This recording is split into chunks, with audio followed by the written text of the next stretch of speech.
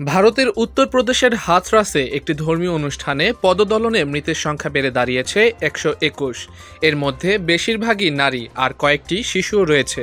জানা যায় মঙ্গলবার ওই অনুষ্ঠানে ভক্তদের উদ্দেশ্যে বক্তব্য দিচ্ছিলেন ভোলে বাবা নামে কথিত এক ধর্মগুরু। ওই সময় এই দুর্ঘটনা ঘটে। এতে প্রশ্ন উঠেছে, কে এই ধর্মগুরু যার অনুষ্ঠানে গিয়ে প্রাণ গেল শতাধিক মানুষের। এ ভোলে বাবা নারায়ণ সরকার হরিনামেও পরিচিত, যদিও এটি তার আসল নাম নয়। তার আসল নাম সুরাজ পাল। উত্তরপ্রদেশের ইতাহ বিভাগের বাহাদুরীনগরে গ্রামে তার জন্ম। সেখানেই তিনি প্রাথমিক শিক্ষা নেন। তার দাবি, কলেজের গণ্ডি পেরিয়ে গোয়েন্দা বিভাগে কাজ শুরু করেন তিনি। এ বিষয়ে ভারতীয় সংবাদ মাধ্যম এনডিটিভি জানায়, ভোলে বাবা প্রায়ই তার ভক্তদের কাছে দাবি করেন তিনি গোয়েন্দা বিভাগে কাজ করেছেন। গোয়েন্দা কর্মকর্তা হিসেবে কাজ করার সময়ই আধ্যাত্মিকতার দিকে ঝুঁকে পড়ায় ১৯৯০ সালে চাকরি থেকে অবসর নেন।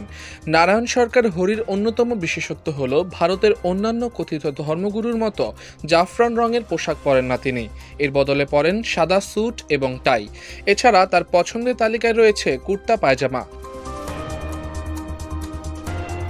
ভক্তদের কাছে কথিত এই ধর্মগুরু বলেন, ভক্তরা তাকে যে অর্থ দান করেন তার কিছুই নিজের জন্য না রেখে বরং সবটাই তার অনুসারীদের পেছনে ব্যয় করেন তিনি।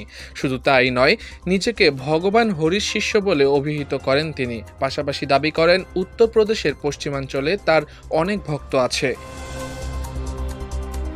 এদিকে পুলিশের বরাত দিয়ে হিন্দুস্তান টাইমস জানায়, খুব ছোট একটি জায়গায় সৎসঙ্গ নামে ধর্মীয় এই অনুষ্ঠানের আয়োজন করা হয়েছিল।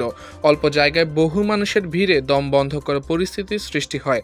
প্রাথমিকভাবে ধারণা করা হচ্ছে, অনুষ্ঠানের স্থলে নিঃশ্বাস নিতে না পারায় সৎসঙ্গে উপস্থিত লোকজনের মধ্যে অস্বস্তি তৈরি হচ্ছিল। এরপর লোকজন সেখান থেকে সরে যেতে তাড়াহুড়া শুরু করলে পদদলনের ঘটনা ঘটে।